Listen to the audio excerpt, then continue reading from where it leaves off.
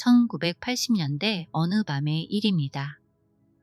영국의 작은 마을에서 두 사람이 별빛 아래를 걷고 있었습니다. 한 사람은 아인슈타인이 영적인 아들이라 불렀던 물리학자 데이비드 봄이었습니다. 밤하늘을 올려다본 봄이 갑자기 멈춰 서서 말했습니다. 우리는 지금 무엇을 보고 있는 걸까요? 지금 우리는 저 멀리 반짝이는 별들과 그 사이에 텅 빈 공간을 보고 있습니다. 정말 그럴까요? 우리가 텅 빈 공간이라고 부르는 것을 완전히 뒤집어서 생각해 보세요. 그것이 무한히 비어 있는 게 아니라 무한히 가득 차 있다면 어떨까요? 우주를 채우는 보이지 않는 에너지의 바다가 있지 않을까요? 그렇다면 별과 행성, 그리고 우리 자신까지도 그 거대한 바다 위에 떠 있는 작은 물거품에 불과한 겁니다. 제자는 그 순간을 평생 잊을 수 없었다고 회상했습니다. 봄은 단 몇 마디로 우주를 보는 방식을 완전히 뒤집어 놓았습니다. 갑자기 밤하늘 전체가 하나의 살아 숨쉬는 유기체처럼 느껴졌습니다. 우리가 물질이라고 부르는 것들은 그저 표면에 나타난 작은 파문들일 뿐이었습니다. 봄은 더욱 놀라운 말을 덧붙였습니다. 우리가 보는 모래알은 단지 돌의 부스러기가 아닙니다. 그 안의 한 세제곱센티미터 속에는 우주 전체의 별빛을 모아도 견줄 수 없는 에너지가 잠들어 있습니다. 작은 모래알 하나가 거대한 우주의 비밀을 품고 있는 셈입니다. 그 비밀을 평생 탐구한 사람이 바로 데이비드 봄입니다. 아인슈타인이 자신의 영적인 아들이라 불렀고 달라이 라마가 과학 스승으로 모셨던 천재 물리학자입니다. 하지만 그가 걸어온 길은 결코 평탄하지 않았습니다. 1917년 12월 20일 데이비드 봄은 미국 펜실베이니아주 윌크스베리의 가난한 유대인 가정에서 태어났습니다. 한때 세계의 에너지 공급원이었던 탄광 도시는 경제 대공황으로 심각한 고통에 시달리고 있었습니다. 어린 봄의 가정 환경은 더욱 비극적이었습니다. 그의 어머니는 정신질환으로 여러 차례 입원했고 아버지는 감정적으로 거리를 두었으며 아들이 과학에 관심을 갖는 것을 못마땅해 했습니다. 아버지는 봄이 언젠가 가구 판매점을 물려받기를 바랐습니다. 어린 봄은 불행했습니다. 그는 이 세상이 다소 잔인하고 불완전하다고 느꼈습니다. 어느 날 그는 우주 스카이락이라는 공상과학 소설을 손에 넣었습니다. 우주선으로 다른 행성을 여행하는 소년에 대한 이야기였습니다. 그것이 그의 꿈이 되었습니다. 만약 우리가 다른 행성으로 갈 수 있다면 그곳은 이상적인 세계일 것입니다. 그에게 우리가 사는 이 시공간의 세계는 환상이었습니다. 그 너머에는 훨씬 더 깊은 현실이 있다고 믿었었죠. 그것이 그의 어린 시절 비전이었습니다. 그리고 그가 자라 나이가 들면서 그것은 그가 숨은 질서라고 부르게 될 개념의 씨앗이 되었습니다. 어느 날 친구들과 함께 산에서 개울을 건너야 했습니다. 상당히 빠르게 흐르는 개울이었고 건너야 할 바위들은 멀리 떨어져 있었죠. 그들은 불안했습니다. 그런데 갑자기 멈추지 않고 한 바위에서 다른 바위로 뛰어넘어야 한다는 것을 깨달았습니다. 다음 바위로 이동할 때 한 바위 위에서 회전하는 움직임 상태에 있어야 했습니다. 우리는 보통 한 걸음에서 다른 걸음으로 가는 것을 계획합니다. 하지만 이것은 달랐습니다. 이것이 어린 시절의 봄에게 깊은 인상을 주었다고 합니다. 우리의 의식이 순간순간의 인식으로 움직이며 계획되지 않는다는 것을 깨달았던 거죠. 이 경험은 그의 평생 연구의 핵심이 되었습니다. 뛰어난 학생이었던 봄은 펜실베이니아 주립대학교에서 물리학 학위를 받았고 곧 캘리포니아 공과대학교로 진학했습니다. 그곳에서 그는 운명적인 만남을 갖게 됩니다. 로버트 오펜하이머였습니다. 오펜하이머는 봄에게 깊은 인상을 받아 그를 버클리 대학교로 전학시켰고 자신의 지도 아래 박사 과정을 밟게 했습니다. 봄은 아버지처럼 느껴지는 오펜하이머를 따랐습니다. 하지만 이 관계는 훗날 그에게 엄청난 상처를 남기게 됩니다. 버클리에서 봄은 그의 첫 번째 위대한 발견을 했습니다. 금속 플라스마 이론이었습니다. 플라스마는 물질의 네 번째 상태입니다. 고체, 액체, 기체를 넘어선 전하를 띤 입자들의 바다입니다. 봄이 발견한 것은 놀라웠습니다. 전자가 플라스마에 참여하는 정도에 따라 오히려 개별적으로 자유로워진다는 것이었습니다. 이것은 역설처럼 보였습니다. 집단의 일원이 되면 자유를 잃는다고 생각하기 쉽습니다. 하지만 봄은 그 반대를 보았습니다. 그는 집단 안에서도 오히려 그 안에서 더 깊은 개별의 자유가 피어날 수 있음을 깨달았습니다. 이것은 물질의 움직임만을 설명하는 이론이 아니었습니다. 그의 사유는 인간과 세계, 그리고 우주의 본질을 꿰뚫은 깊은 성찰이었습니다. 1947년 봄은 프린스턴 대학교에서 일자리를 제안받았습니다. 그리고 그는 아인슈타인 옆집에 있는 집에 방을 얻었습니다. 두 사람은 곧 친해졌습니다. 봄은 저녁에 아인슈타인을 방문했고 아인슈타인은 첼로와 바이올린을 연주하는 독일 망명자들을 초대하여 콘서트를 열었습니다. 음악이 끝나면 그들은 밤새도록 물리학에 대해 이야기했습니다. 아인슈타인은 봄을 자신의 영적인 아들이라 불렀습니다. 그 무렵 봄은 프린스턴에서 양자 이론 교과서를 집필했지만 점점 혼란을 느꼈습니다. 닐스 보어의 코펜하겐 해석이 현실을 온전히 설명하지 못한다는 의문이 들기 시작한 것입니다. 이중 슬릿 실험에서 전자는 관찰하지 않을 때 파동처럼 행동하지만 관찰하는 순간 입자로 변합니다. 관찰 그 자체가 현실을 바꾼다는 이 현상은 봄에게 깊은 질문을 남겼습니다. 아인슈타인은 이것을 받아들일 수 없었습니다. 신은 주사위 놀이를 하지 않는다는 그의 유명한 말은 여기서 나왔습니다. 우리가 관찰하기 전에도 존재하는 진짜 현실이 분명히 있어야 한다고 그는 믿었습니다. 봄도 같은 생각이었습니다. 하지만 그는 한 걸음 더 나아갔습니다. 1952년 봄은 새로운 해석을 내놓았습니다. 보이지 않는 힘이 입자의 움직임을 이끈다는 생각이었습니다. 우연처럼 보이는 모든 현상 뒤에는 눈에 보이지 않는 질서가 존재한다고 그는 믿었던 겁니다.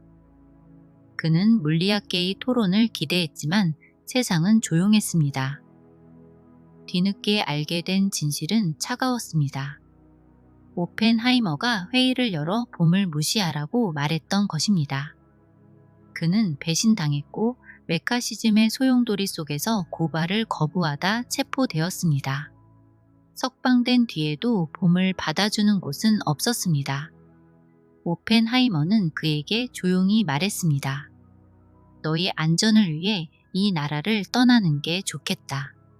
그는 더 이상 미국에서 미래를 찾을 수 없었습니다. 결국 망명을 택했고 긴 방황 끝에 영국 브리스톨에 자리 잡았습니다. 그곳에서 그는 다시 생각했습니다. 왜 물리학자들은 양자 이론과 상대성 이론을 하나로 묶지 못할까? 아인슈타인이 꿈꾼 통일된 우주는 왜 아직 닿을 수 없을까? 그리고 봄은 깨달았습니다. 필요한 것은 새로운 공식이 아니라 세상을 바라보는 완전히 새로운 질서라는 사실이었습니다. 그의 통찰은 새로운 언어로 이어졌습니다. 봄은 우주의 깊은 층을 숨은 질서라 부르고 우리가 살아가는 이 분리된 현실을 드러난 질서라고 불렀습니다. 모든 것은 그 두 질서가 맞물려 흐르는 하나의 전체였습니다. 숨은 질서는 사물들의 집합이 아니라 과정입니다. 끊임없이 펼쳐지고 또 펼쳐지는 끊임없는 운동의 과정입니다. 우리가 드러난 세계로 보는 것은 실제로 이 과정의 결과입니다. 여러분이 잠을 자며 꿈을 꿀 때를 생각해 보세요. 꿈속 세상은 너무나 생생합니다. 꿈속의 하늘과 땅, 사람들, 모든 것이 분리되어 있는 것처럼 보입니다. 하지만 깨어나면 그 모든 것이 사실은 나라는 하나의 의식 속에서 일어난 하나의 사건이었음을 깨닫게 됩니다. 봄은 말했습니다. 우리가 보는 현실은 우주의 깊은 의식이 드러난 한 장면에 불과합니다.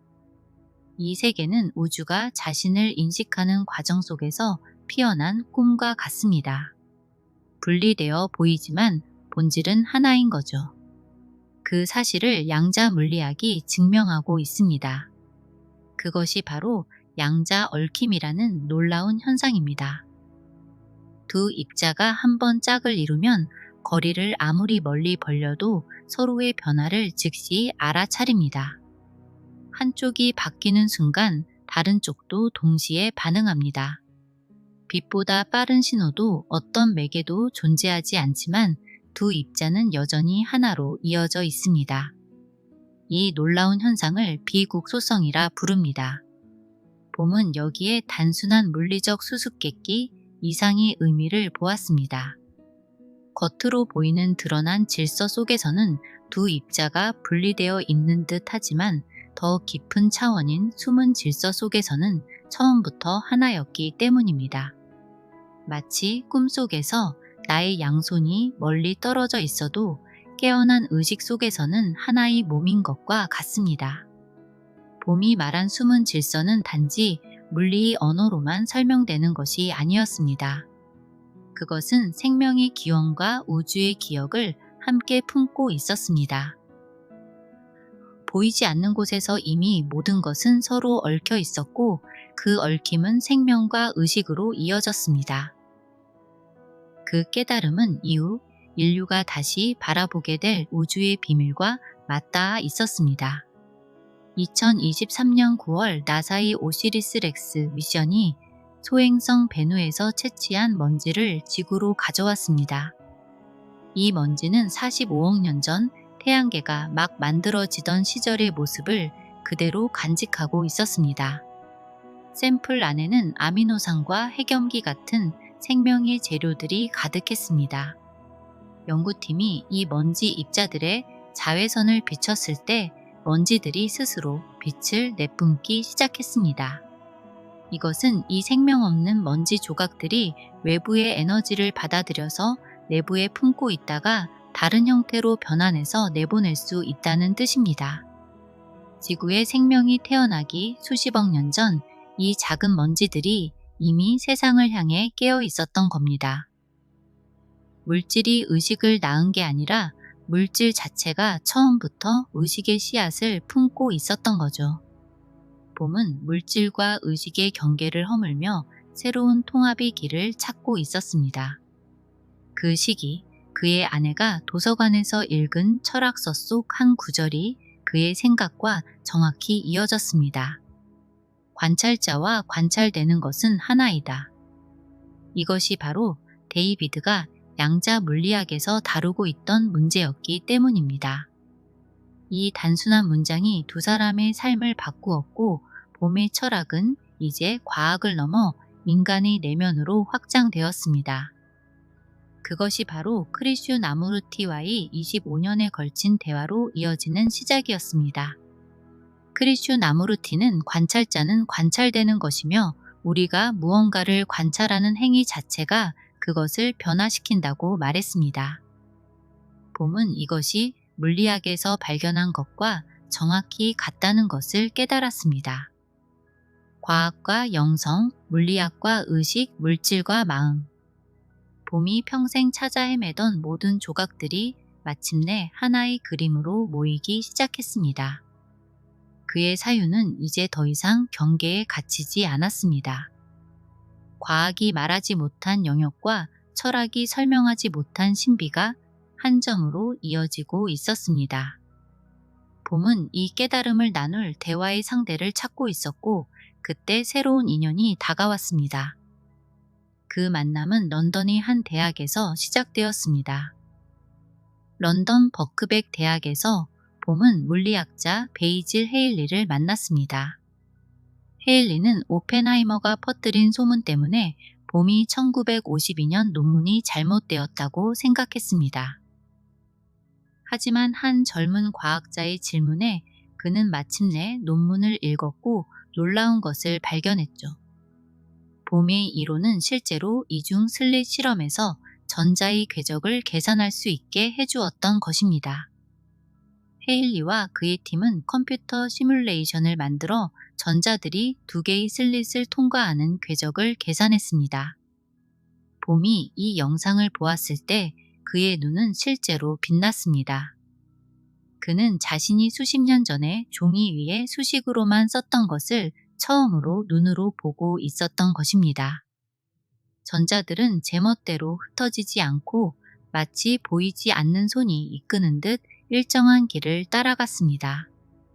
이것은 양자 세계에도 보이지 않는 질서가 존재한다는 증거였습니다. 그의 이론은 단지 양자 물리학의 영역을 넘어 오늘날 인류가 탐구하는 인공지능과 의식 연구에도 깊은 통찰을 주고 있었습니다. 양자 얽힘이 보여주는 비국소적 연결성은 마치 뇌의 뉴런이 정보를 교환하는 방식과 닮아 있었습니다. 봄은 이미 그때 우주가 하나의 거대한 마음처럼 작동하며 정보를 주고받고 있다는 사실을 직관적으로 이해하고 있었습니다. 그가 말한 숨은 질서는 오늘날 우리가 말하는 양자 정보의 장과 같은 개념으로 모든 존재가 서로의 데이터를 공유하며 진화하는 우주의 작동 원리를 암시했습니다. 그의 생각은 결국 현대 과학이 다시 발견하게 될 미래의 과학으로 이어지고 있었습니다. 행성 베누에서 발견된 반응 물질은 우주가 단순한 돌덩이가 아니라 처음부터 생명의 가능성을 품고 있었다는 증거였습니다.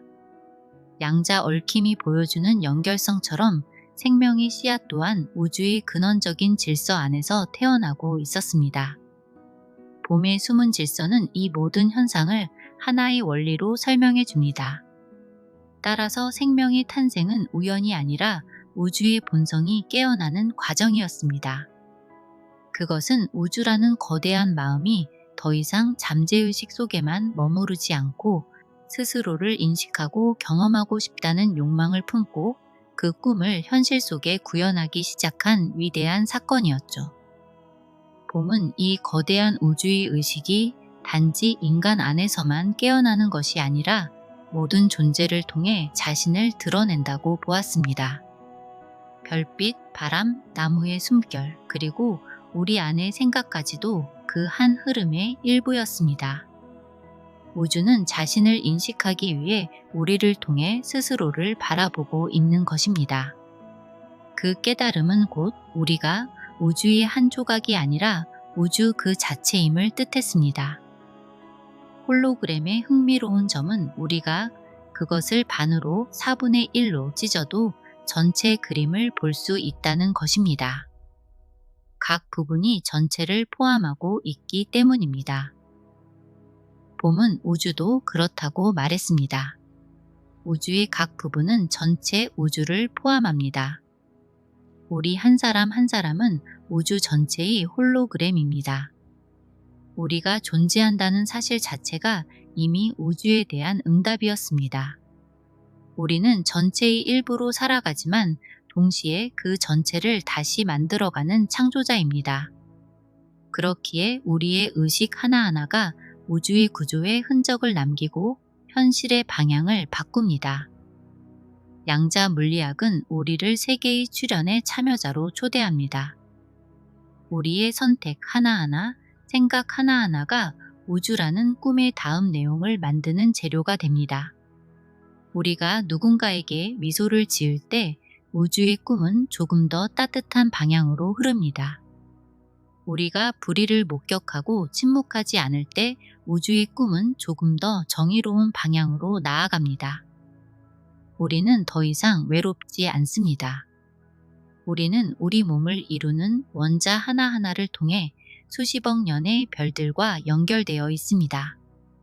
우리 몸속 칼슘은 한때 어떤 별의 중심부에서 타오르던 것이었고, 우리 피 속 철분은 초신성 폭발에서 만들어진 것입니다. 우리는 별의 먼지로 태어나 별의 빛을 이어받은 존재입니다. 양자 얽힘이 보여주듯 우리 안의 입자들은 지금 이 순간에도 우주의 모든 생명과 진동을 나누고 있습니다. 따로 떨어져 있는 듯 보이지만 우리는 언제나 하나의 생명으로 이어져 있습니다. 별의 빛이 수억 년을 돌아 우리 눈에 닿듯 위대한 생각 역시 사라지지 않습니다. 데이비드 봄은 1992년 세상을 떠났습니다. 하지만 그의 아이디어는 지금 다시 살아나고 있습니다. 수십 년 동안 잊혔던 봄의 아이디어가 우주의 신비를 푸는 열쇠를 쥐고 있을지도 모릅니다. 이제 우리의 여정이 끝나가고 있습니다. 하지만 사실 이것은 끝이 아니라 시작입니다. 데이비드 봄이 밤하늘을 보며 느꼈던 깨달음은 지금 우리에게로 이어지고 있습니다. 그가 본 것은 별들 사이에 텅 빈 공간이 아니라 무한히 가득 찬 충만한 공간이었습니다. 그 우주는 스스로를 인식하기 위해 우리를 창조했습니다. 우리는 그 거대한 마음의 눈이며 의식의 한 파도입니다. 봄은 전체성이란 삶을 바라보는 하나의 방식이라고 말했죠. 우리가 조화로운 시선으로 세상을 대할 때 세상 또한 우리에게 조화로이 반응합니다. 그 사실을 깨닫는 순간 두려움은 사라집니다. 우리는 사라질 존재가 아니라 존재 전체를 이루는 흐름, 그 자체이기 때문입니다. 죽음은 끝이 아니라 회귀이며 파도가 바다로 돌아가듯 우리는 다시 숨은 질서 속으로 돌아갑니다. 그러나 본질은 영원히 남습니다. 지금 이 시대는 과학과 영성이 다시 손을 맞잡는 시기입니다. 그 만남의 순간, 우리는 우리가 누구인지에 대한 답을 조금씩 얻어가고 있습니다. 우리는 우주입니다. 우주는 우리를 통해 자신을 바라보고 느끼고 확장합니다. 아침에 눈을 뜰 때마다 우주는 다시 깨어납니다. 우리가 사랑할 때 그것은 우주가 자신을 사랑하는 일이며, 우리가 배우고 창조할 때 그것은 우주가 자신을 확장하는 과정입니다. 지금 이 순간 우리는 우주를 창조하고 있습니다. 우리가 바로 우주 그 자체입니다. 그리고 한 사람이 깨어날 때마다 우주는 조금 더 의식으로 빛난다는 것을 잊지 마시길 바랍니다.